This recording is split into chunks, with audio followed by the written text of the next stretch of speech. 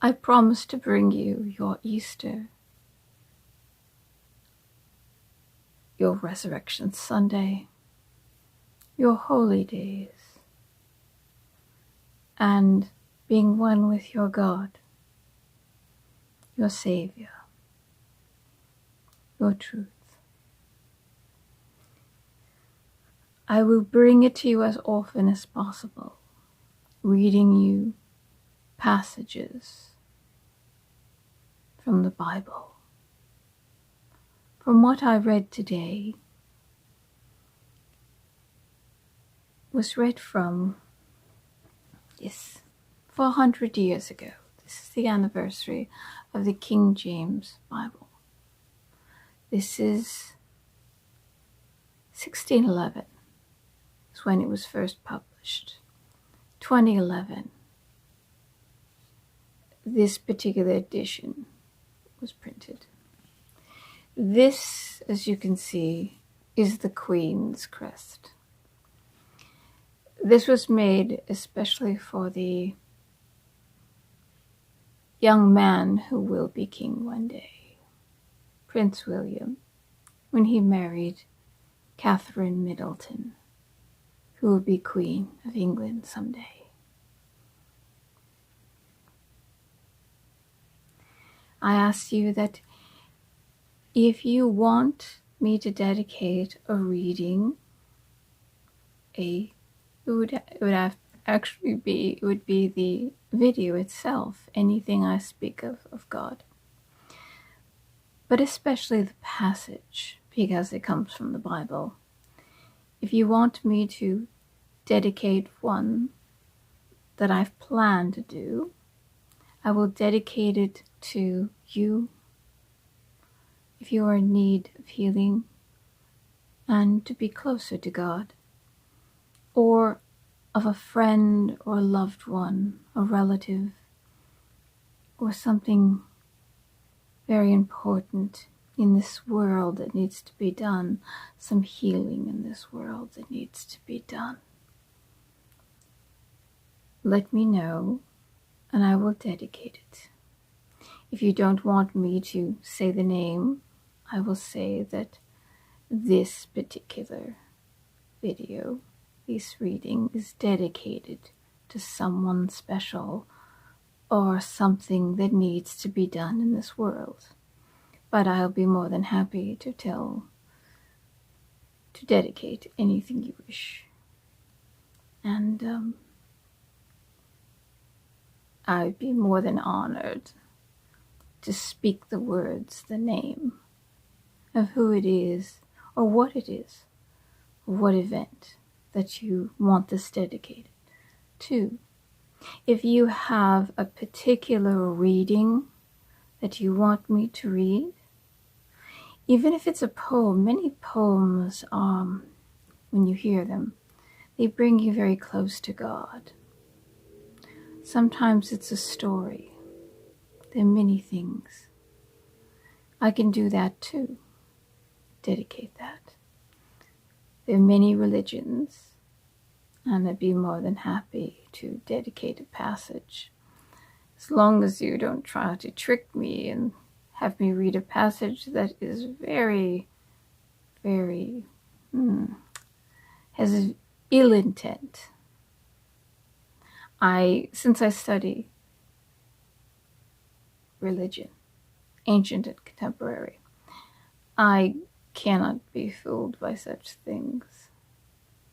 But I wanted you to know this, because this is the first video in this series, and hopefully this will continue on. I may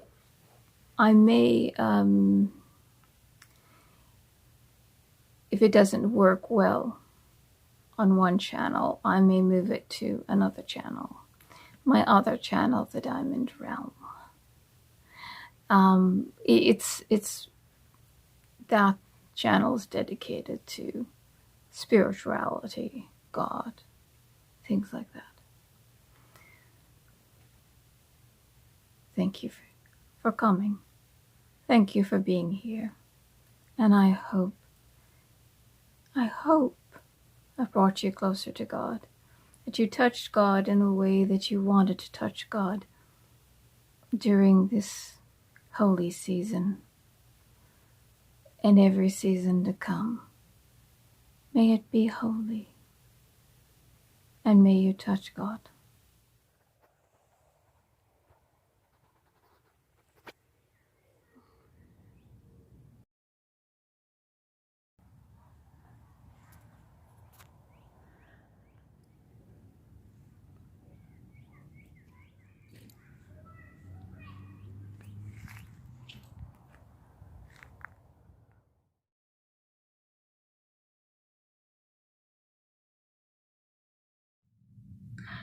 Sadly, I didn't begin this series, Holy Week.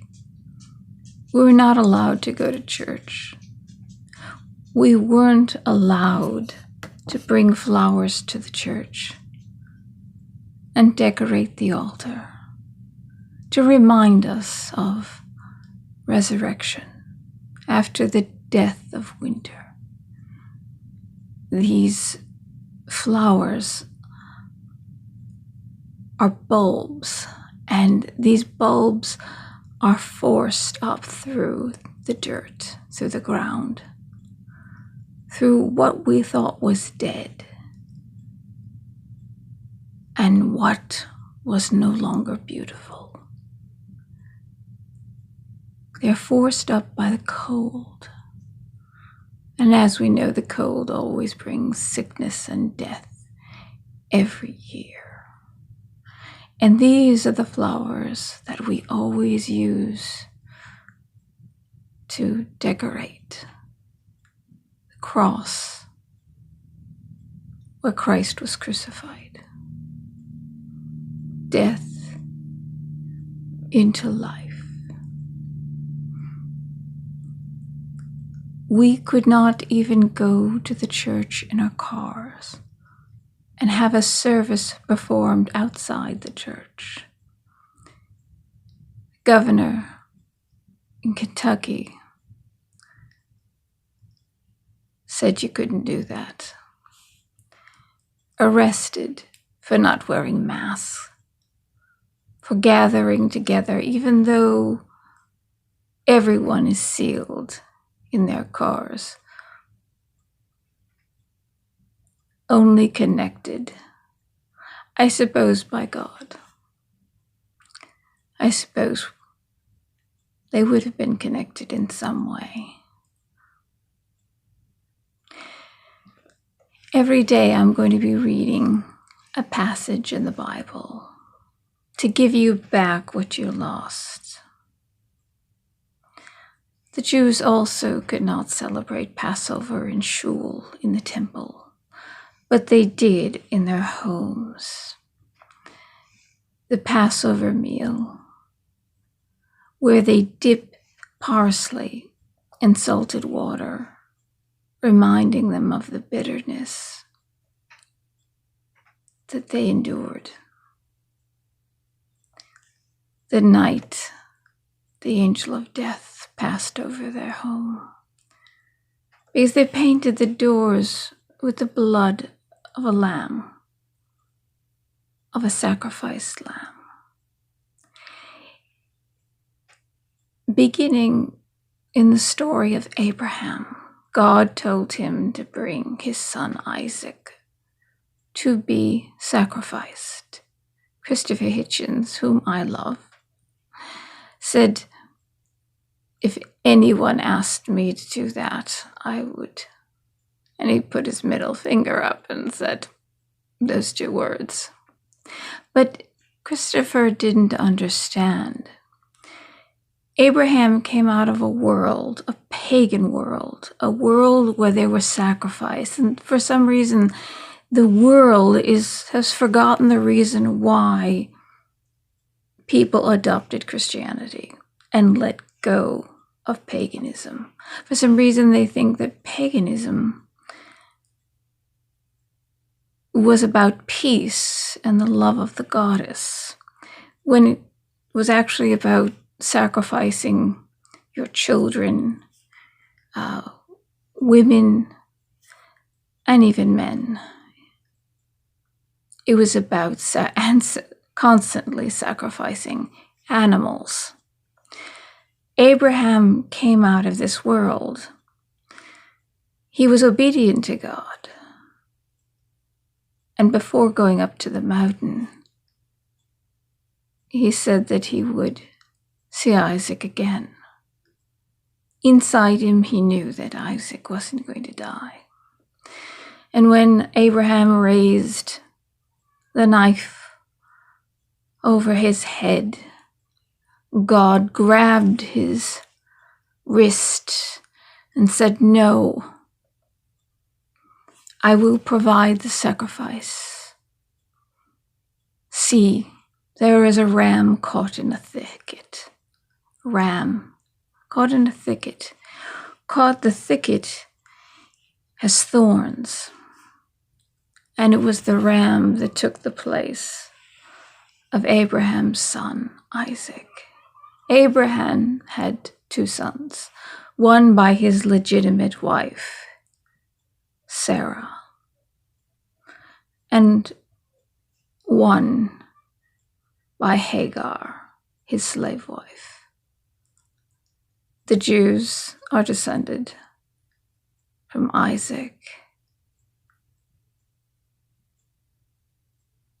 and the Arabic people, Muslims, are descended by the son of Hagar.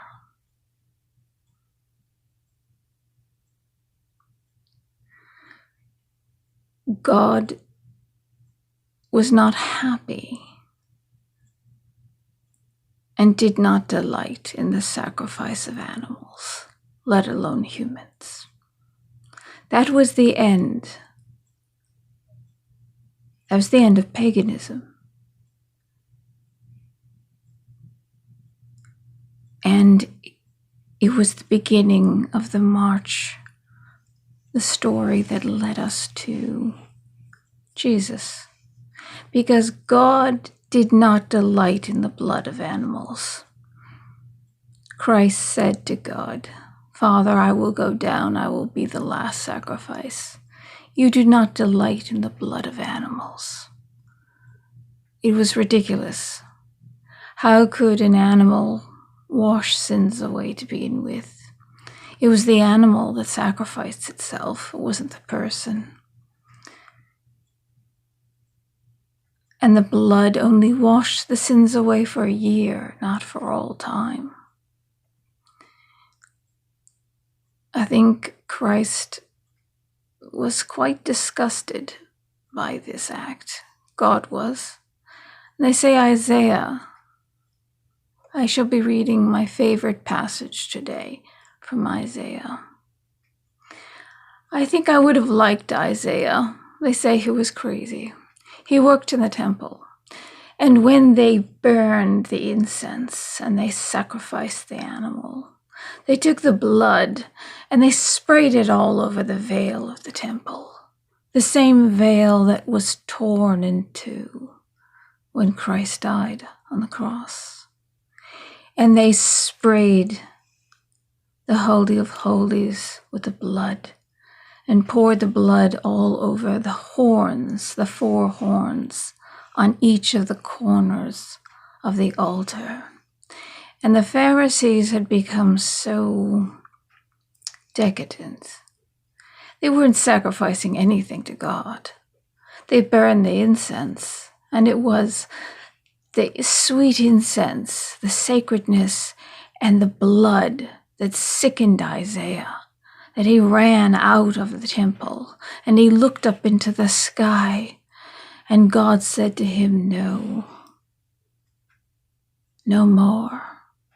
And Isaiah said, as great of a sacrifice it is to offer these animals to God, this blood sacrifice, it is far greater and far more of a sacrifice to not kill the animal. Isaiah used to walk through the town naked, Why did he do this? Because he was crazy? No, he did it because he wasn't crazy. There is a parable that Jesus taught. He said that when they ask for your cloak, give them your coat as well. Because people were so poor that they had to give up their wardrobe to the rich man in the morning so they'd have some money to buy food for their family. Yet at the end of the day, if they couldn't find work to pay back the rich person, they were taken to court, and God said, "Oh, they've already taken your cloak. Take off everything and walk out," Christ said. When he said offer the rest of your clothing, he meant take everything off and walk out of the courtroom naked. You see, in Judaism, Jesus was extremely wise. His teachings were far wiser than people realized. We hear these and we think we must give, and we must give too much. We must give until we are naked, until we are starving. Jesus didn't mean that at all. You see, in Judaism, it is not the naked person that is shamed, but it is the one that looks upon the naked person that is shamed. So he says, walk out of the courtroom and shame everyone in there. You tried your best. You didn't earn enough money. You had to use that money to feed your children and yourself. And they won't give you back your clothes, even though you tried. It was too much of a price they were asking of this poor person. So Isaiah knew that at the time the Jewish people were getting, they were falling away from God. They misunderstood the meaning of the scriptures. And the Pharisees were so decadent. You see, what they did was they used to burn the skin, the fat, and the bones. And they used to keep the finest pieces of meat for themselves. They asked the people to bring the young, unblemished animal to them so they could eat the best, the tenderest. It is about the tongue. That's why they eat spring kill, suckling pig, animals, babies that are still suckling on their mother. It is about the tongue. And that is the decadence of the Pharisees that we have taken on, that we must let go of.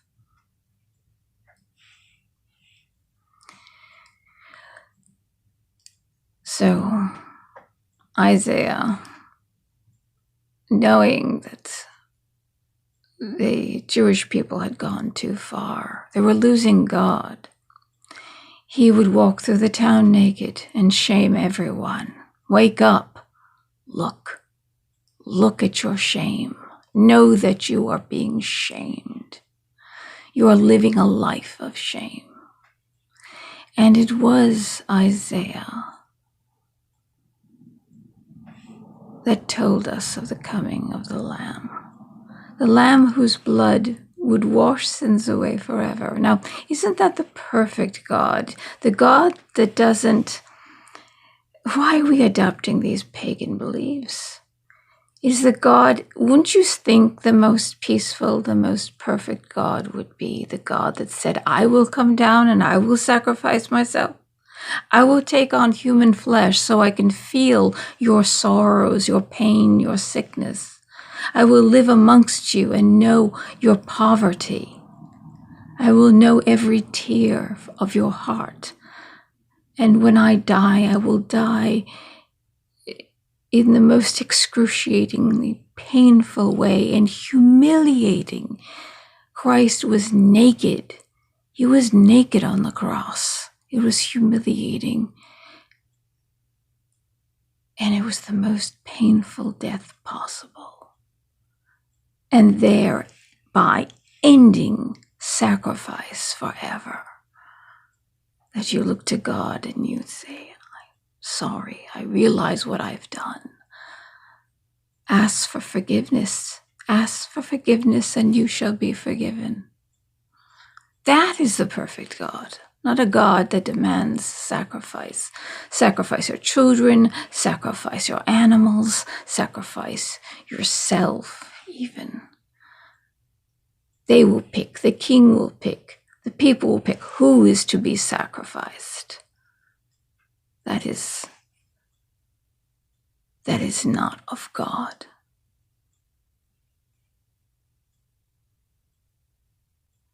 God comes down and weds himself to mankind.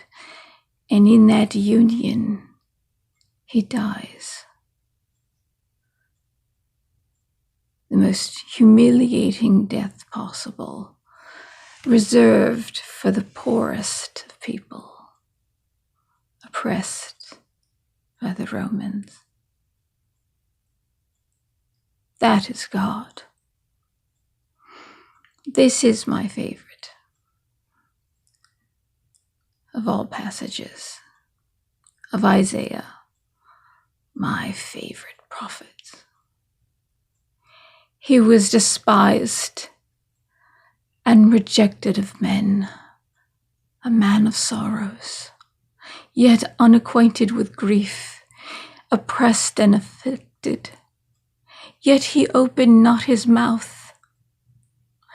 He was brought as a lamb to slaughter, and as a sheep before his shearer is dumb.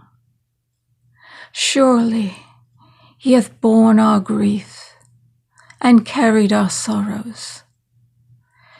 Yet we esteemed him stricken, smitten of God, and afflicted.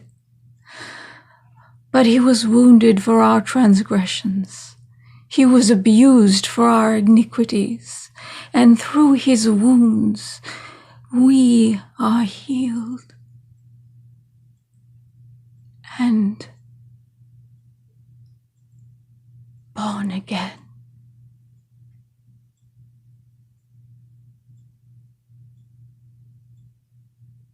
And before the sky stormed and the rain fell,